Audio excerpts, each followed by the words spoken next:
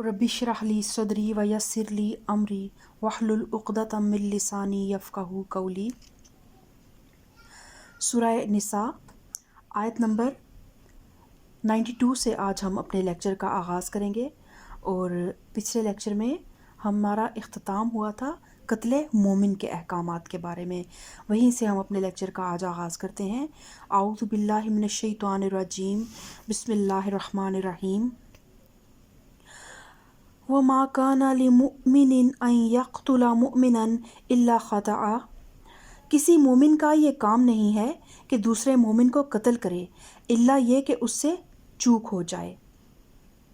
اور جو شخص کسی مومن کو غلطی سے قتل کر دے تو اس کا کفارہ یہ ہے کہ ایک مومن کو غلامی سے آزاد کرے۔ ایک تو یہ ہے کہ جان بوجھ کر کوئی مسلمان کسی دوسرے مسلمان کو قتل کر ہی نہیں سکتا، اور قتل خطا جو ہے اگر کبھی ہو جائے کسی مسلمان سے کسی دوسرے مسلمان کا خون جو ہے وہ غلطی سے ہو جائے، تو پھر اس کا اللہ تعالیٰ نے کیا احکامات دیے ہیں کہ کیونکہ مقتول مومن تھا اس لیے اس کے قتل کا کفارہ یہ ہے کہ ایک مومن غلام کو آزاد کیا جائے، اور اس کے ساتھ ساتھ خون بہا بھی اس کا جو وارث ہیں ان کو خون بہا ادا کیا جائے، الا یہ کہ وہ خون بہا معاف کر دیں۔ اور خون بہا جو ہے وہ نبی کریم صلی اللہ علیہ وآلہ وسلم نے اس کی مقدار 100 اونٹ یا 200 گائیں یا 1000 بکریاں مقرر فرمائی ہیں۔ اگر دوسری کسی شکل میں کوئی شخص خون بہا دینا چاہے تو اس کی مقدار پھر انہی چیزوں کی بازاری قیمت کے لحاظ سے متعین کی جائے گی۔ مثلا نبی کریم صلی اللہ علیہ وآلہ وسلم کے زمانے میں نقد خون بہا دینے والوں کے لیے 800 دینار یا 8000 درہم مقرر تھے۔ پھر جب حضرت عمر رضی اللہ تعالیٰ عنہ کا دور آیا تو انہوں نے فرمایا کہ اونٹوں کی قیمت اب چڑھ گئی ہے، لہٰذا اب سونے کے سکے میں 1000 دینار یا چاندی کے سکوں میں 12000 درہم خون بہا دلوایا جائے۔ اور یہ جو بھی مقدار مقرر کی گئی ہے اس بات کو ذہن میں رکھیں، یہ قتل خطا کی صورت میں ہے، قتل عمد کے لیے یہ احکامات نہیں ہیں، الا یہ کہ وہ خون بہا معاف کر دیں۔ لیکن اگر وہ مسلمان مقتول کسی ایسی قوم سے تھا جس سے تمہاری دشمنی ہو تو اس کا کفارہ ایک مومن غلام کو آزاد کرنا ہے، اور اگر وہ کسی ایسی غیر مسلم قوم کا فرد تھا جس سے تمہارا معاہدہ ہو تو اس کے وارثوں کو خون بہا دیا جائے گا اور ایک مومن غلام کو آزاد کرنا ہوگا۔ پھر جو غلام نہ پائے وہ پے در پہ 2 مہینوں کے روزے رکھے۔ یہ اس گناہ پر اللہ سے توبہ کرنے کا طریقہ ہے، اور اللہ علیم اور دانا ہے۔ تو اب احکامات کچھ اس طرح ہے کہ اگر کوئی مقتول جو ہے وہ دارالاسلام کا باشندہ ہو تو اس کا جو قاتل ہوگا اس کو خون بہا بھی دینا ہوگا، اور اللہ تعالیٰ سے اپنے قصور کی معافی مانگنے کے لیے ایک غلام بھی آزاد کرنا ہوگا۔ لیکن اگر وہ دارالحرب کا باشندہ ہو تو قاتل صرف غلام آزاد کرے گا اور اس کا خون بہا نہیں دے گا، اور اگر وہ کسی ایسے دارالکفر کا باشندہ ہو جس سے اسلامی حکومت کا معاہدہ ہے تو قاتل کو ایک غلام بھی آزاد کرنا ہوگا اور اس کے علاوہ خون بہا بھی دینا ہوگا، لیکن خون بہا کی مقدار وہ ہوگی جتنی اس معاہد قوم کے غیر مسلم فرد کو قتل کرنے کی صورت میں ادا کی جاتی ہے۔ اور 2 مہینے کے مسلسل روزے رکھنے کا مطلب یہ ہے کہ درمیان میں کوئی ناغہ نہ ہو، اور اگر کوئی شخص کسی بھی شرعی عذر کے بغیر ایک روزہ بھی درمیان میں چھوڑ دے گا تو پھر از سر نو اسے دوبارہ سے روزوں کا سلسلہ شروع کرنا پڑے گا۔ تو یہ اللہ تعالیٰ فرماتا ہے کہ یہ اس گناہ پر اللہ سے توبہ کرنے کا طریقہ ہے، یعنی کہ یہ کوئی جرمانہ نہیں ہے۔ پچھلے لیکچر میں نے آپ سے اس بارے میں بتایا کہ کفارہ اور جرمانہ میں بہت زیادہ فرق ہے۔ جرمانہ جو ہے اس میں انسان اس کا دل نہیں چاہ رہا ہوتا، وہ ایک چٹی کے طور پر اس کو ادا کرتا ہے اور انتہائی ناگواری کے ساتھ مجبوراً دیتا ہے۔ لیکن جب انسان اللہ اپنے گناہ پر پچھتا کر اس چیز کو ایک کفارے کی شکل میں جب ایک دل کے سکون کے لیے اللہ کو راضی کرنے کی نیت سے جب ادا کرتا ہے تو پھر اللہ تعالیٰ اس کے اس گناہ کو پاک کر دیتا ہے، تو یہ کفارہ ہے۔ اور اللہ تعالیٰ فرماتا ہے وَمَن يَقْتُلْ مُؤْمِنًا مُتَعَمِّدًا فَجَزَاؤُهُ جَهَنَّمَ خَالِدًا فِيهَا وَغَضِبَ اللَّهُ عَلَيْهِ وَلَعَنَهُ وَأَعَدَّ لَهُ عَذَابًا عَظِيمًا۔ رہا وہ شخص جو کسی مومن کو جان بوجھ کر قتل کرے تو اس کی جزا جہنم ہے جس میں وہ ہمیشہ رہے گا، اس پر اللہ کا غضب اور اس کی لعنت ہے، اور اللہ نے اس کے لیے سخت عذاب مہیا کر رکھا ہے۔ یعنی کہ آج کے دور میں بہت سے لوگ قتل بھی کر دیتے ہیں اور وہ پھر آزاد بھی ہو جاتے ہیں، اور کوئی اس ٹائپ کے رولز اینڈ ریگولیشنز تو نہیں ہیں، اسلامی سزائیں تو ہمارے ملک میں بالکل بھی نہیں ہیں، لیکن عام طور پر بھی ہم دیکھتے ہیں کہ قاتل جو ہیں وہ رہا ہو جاتے ہیں، لیکن یہ دنیاوی زندگی کے چند سالوں کے لیے ہی ان کو رہائی ملتی ہے۔ حقیقت میں جس انسان نے جان بوجھ کر کسی مومن کو قتل کیا ہے اس کے لیے صرف دردناک عذاب کی سزا اللہ تعالیٰ نے سنائی ہے، اور جس کی سزا کیا ہے؟ جہنم ہے جس میں وہ ہمیشہ رہے گا۔ تو یہ دنیا کی چند روزہ مہلت میں چلیں، کچھ قاتل جو ہیں وہ دندناتے بھی ہیں، تو یہ چند دن کا کھیل ہے، اس کے بعد اللہ کی پکڑ بہت سخت ہے، اور اس پر اللہ کا غضب اور اس کی لعنت ہے، اور اس کے لیے سخت عذاب مہیا کر رکھا ہے۔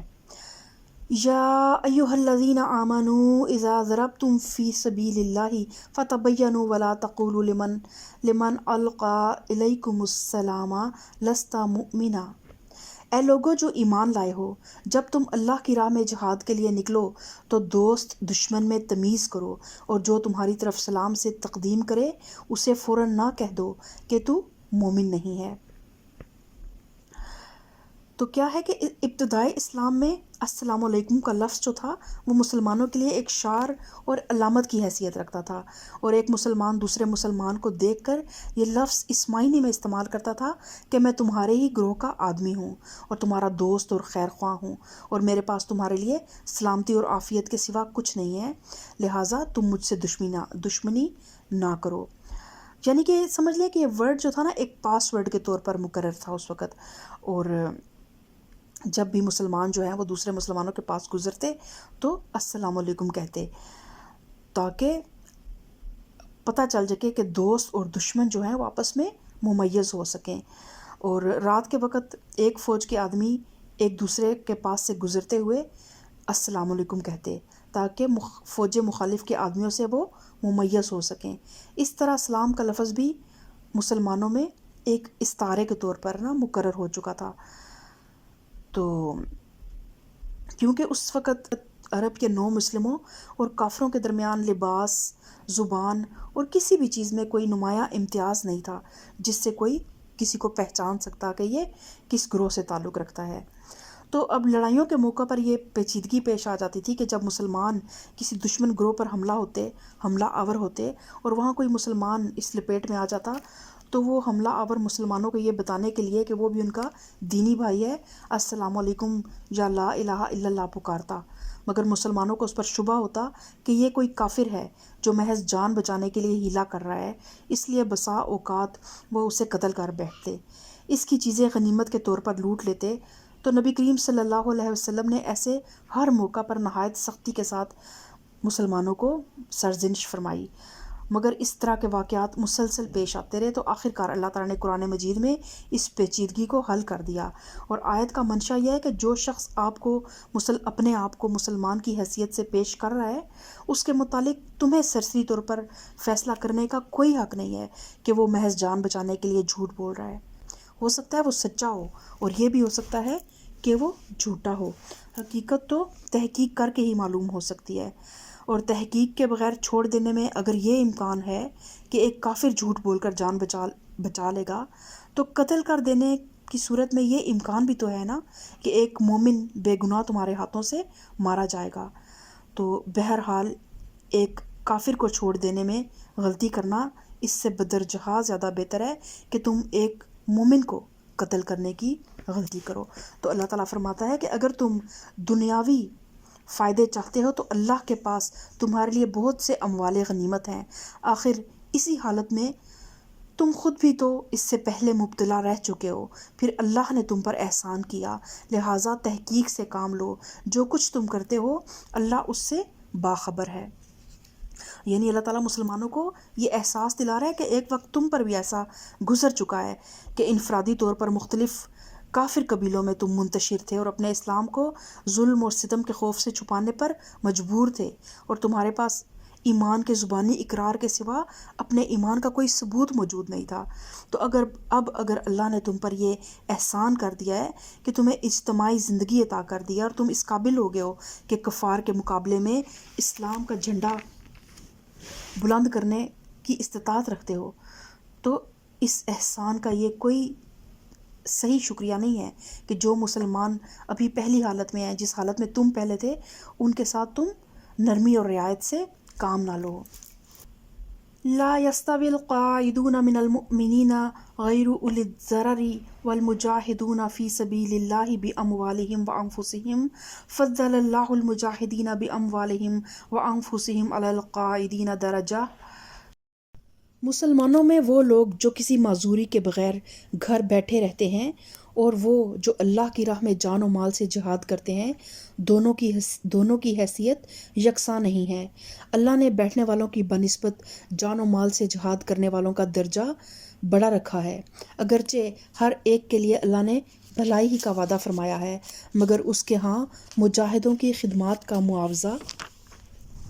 بیٹھنے والوں سے بہت زیادہ ہے۔ ان کے لیے اللہ کی طرف سے بڑے درجے ہیں اور مغفرت اور رحمت ہے، اور اللہ بڑا معاف کرنے والا اور رحم فرمانے والا ہے۔ یہاں ان بیٹھنے والوں کا ذکر نہیں ہے جن کو جہاد پر جانے کا حکم دیا جائے اور وہ بہانے کر کے بیٹھ جائیں، یا مسلمان جو ہیں وہ انتہائی حالت جنگ میں ہوں اور جہاد عین فرض ہو جائے مگر پھر بھی وہ جنگ پر جانے سے جی چرائیں، بلکہ یہاں ان بیٹھنے والوں کا ذکر ہے جو جہاد کے فرض کفایہ ہونے کی صورت میں میدان جنگ کی طرف جانے کی بجائے دوسرے کاموں میں لگے رہیں۔ پہلی دو صورتوں میں جہاد کے لیے نہ نکلنے والا صرف منافق ہی ہو سکتا ہے، اور اس کے لیے اللہ کی طرف سے کسی بھی بلائی کا وعدہ نہیں ہے۔ بخلاف اس کے یہ آخری صورت ایسی ہے جس میں اسلامی جماعت کی پوری فوجی طاقت مطلوب نہیں ہوتی، بلکہ محض اس کا ایک حصہ مطلوب ہوتا ہے۔ اس صورت میں اگر امام کی طرف سے اپیل کی جائے کہ کون لوگ ہیں جو فلاں مہم کے لیے اپنے آپ کو پیش کرتے ہیں، تو جو لوگ اس دعوت پر لبیک کہنے کے لیے اٹھ کھڑے ہوں وہ افضل ہیں بنسبت ان کے جو دوسرے کاموں میں لگے رہیں، خواہ وہ دوسرے کام بذات خود مفید بھی ہوں، لیکن وہ جہاد کے رتبے کو نہیں پا سکتے۔ اور جہاد، یہ جو جتنی بھی آیات ہیں یہ تو بے شک مکی دور تھا اور غزوات کا سلسلہ چل رہا تھا، تو اللہ تعالیٰ مسلمانوں کو بار بار جہاد کا حکم دے رہا ہے، لیکن جہاد جو ہے وہ ہر دور میں ہر انسان جہاد کرتا ہے۔ جہاد کا لفظ جو ہے وہ اپنی جو اس کا ایک لفظ ہے نا وہ جہد سے نکلا ہے، اور جہد کا مطلب ہوتا ہے کوشش، تو کوشش جو ہے نا وہی ہر انسان کا جہاد ہے۔ تو جہاد جو ہے نا وہ ہم آج کے دور میں ان آیات سے جب ہم گزریں تو کیا پھر ہم خاموشی سے بیٹھ رہے ہیں کہ ہمارا تو ذکر ہی نہیں ہو رہا، ہم سے تو اللہ تعالیٰ مخاطب ہی نہیں ہے، یہ تو وہ اس مکی اور مدنی دور کے مسلمان تھے جن سے اللہ تعالیٰ کہہ رہے ہیں اور ان کو یہ درجات دے رہے ہیں؟ نہیں، آج بھی جو مسلمان، جو انسان اپنے کمفرٹ زون کو چھوڑ کے اللہ کے دین کو سیکھنے کے لیے گرمی میں سردی میں گھر سے باہر نکلتا ہے اور اپنی انرجی کو، اپنی صلاحیتوں کو، اپنے وقت کو اور اپنے پیسے کو اللہ کے دین کے علم کو حاصل کرنے کے لیے خرچ کرتا ہے اور اللہ کے دین کو پھیلانے کے لیے خرچ کرتا ہے، تو یہ بھی ایک بہت بڑا جہاد ہے۔ اور اسی طرح جو بھی ہم ایفرٹس پٹ کرتے ہیں، دیکھیں دو طرح کی ایفرٹس ہوتی ہیں۔ ایک ایفرٹ تو یہ ہے کہ ہم نے کسی غریب کی مدد کر دی، کسی حقدار کو، کسی محروم کو اس کا حق دے دیا، کسی سوالی کا سوال پورا کر دیا، صدقات کر دیے، خیرات کر دی، وہ چیزیں جو ہے نا وہ ہماری عبادات کے زمرے میں آتی ہیں، یعنی کہ ان کا تعلق میں جہاں تک سمجھتی ہوں جہاد سے نہیں ہے۔ آج کی انسان کا جو جہاد ہے نا وہ اگر یعنی کہ جس طرح اس وقت جہاد جو تھا، جو میدان جنگ کا جہاد تھا نا، وہ سب سے افضل جہاد تھا، جہاد بالسیف، تو اب جو جہاد بالسیف جو ہے وہ ہمارے لیے شاید ممکن ہی نہیں ہے، جن حدود و قیود میں ہم پابند ہو چکے ہیں۔ تو ہمارے لیے اب جو جہاد سب سے افضل ہے نا، یہ بھی جہاد ہے۔ اگر ہم اللہ کے بندوں کے لیے آسانیاں پیدا کرتے ہیں تو یہ بھی ایک جہاد ہے۔ اگر ہم کسی غریبوں کے بچوں کی شادیاں کراتے ہیں تو یہ بھی ایک جہاد ہے۔ اور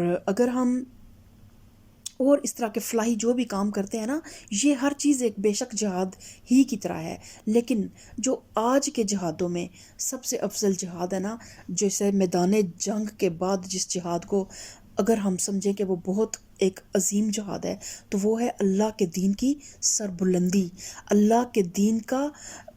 دین کا قیام، اللہ کے پیغام کو پھیلانا، اللہ کے اس میسیج کو دنیا کے لوگوں تک پہنچانا، اس قرآن کو ہر سینے تک پہنچانا، اس قرآن کو ہر ذہن تک پہنچانا،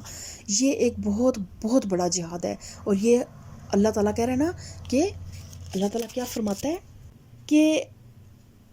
اللہ نے بیٹھنے والوں کی بنسبت جان و مال سے جہاد کرنے والوں کا درجہ بڑا رکھا ہے، اگرچہ ہر ایک کے لیے اللہ نے بھلائی ہی کا وعدہ فرمایا ہے، مگر اس کے ہاں مجاہدوں کی خدمات کا معاوضہ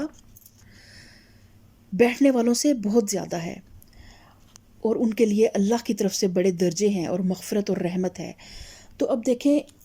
ہم عورتیں ہیں، ایک عورت ہے وہ ایک بڑی نیک ہے، پاک دامن ہے، اپنے گھر میں رہتی ہے، اپنی نماز کی حفاظت کرتی ہے، اپنے صوم و صلات کی پابند ہے، اپنے شوہر کی وفادار ہے، اور وہ اس میں کوئی اس طرح کی ایسی بات نہیں ہے جو اللہ تعالیٰ کو ناپسند ہو، تو بے شک وہ بھی، اس کے لیے بھی اللہ کی طرف سے بھلائی ہی کا وعدہ ہے۔ لیکن پھر ایک دوسری عورت ہے جو یہ سب کچھ بھی کر رہی ہے، لیکن وہ اپنی زندگی میں اپنے کمفرٹ زون سے نکل کے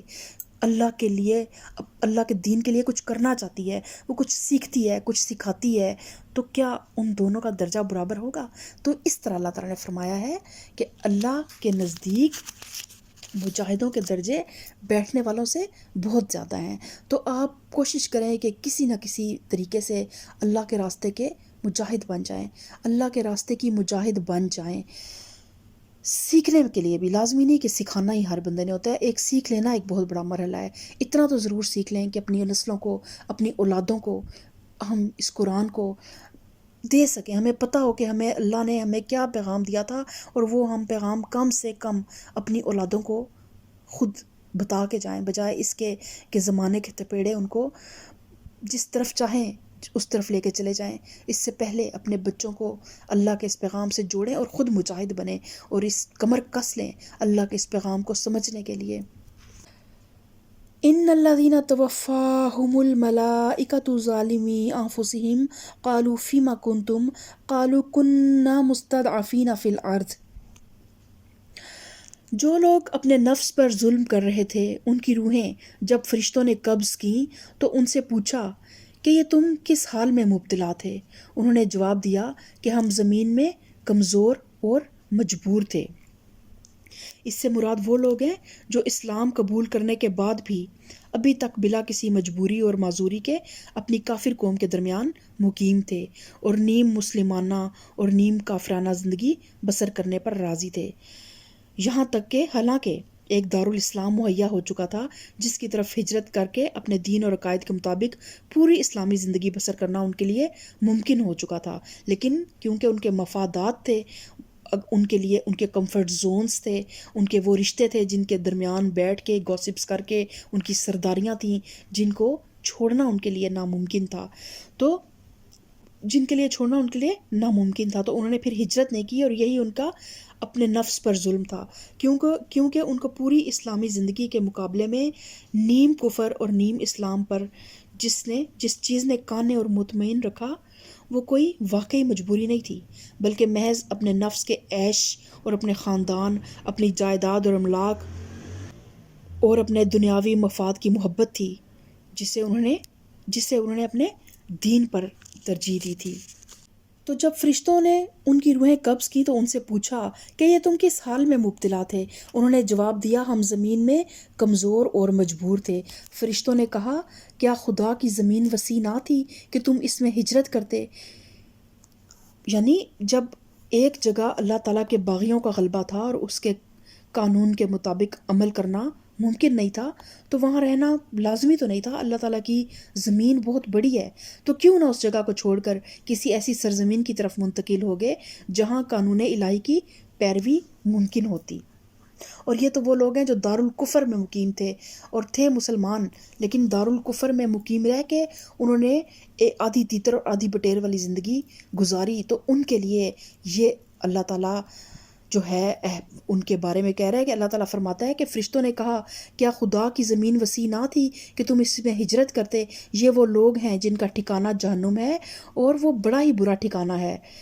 تو وہ لوگ ہم جو آج ایک دارالاسلام میں رہتے ہیں، لیکن وہ تو پھر نیم کافرانہ اور نیم مسلمانہ زندگی گزارے تھے، اور ہم ایک دارالاسلام میں رہ کر ایک مکمل کفر کی زندگی گزار رہے ہیں۔ ہمارے ساتھ کیا سلوک ہوگا؟ تو آیات کے اوپر سے جب بھی گزر رہے ہوں، جب آیات کا مطالعہ کر رہے ہوں، تو فوراً اپنے آپ کو اس جو ہے نا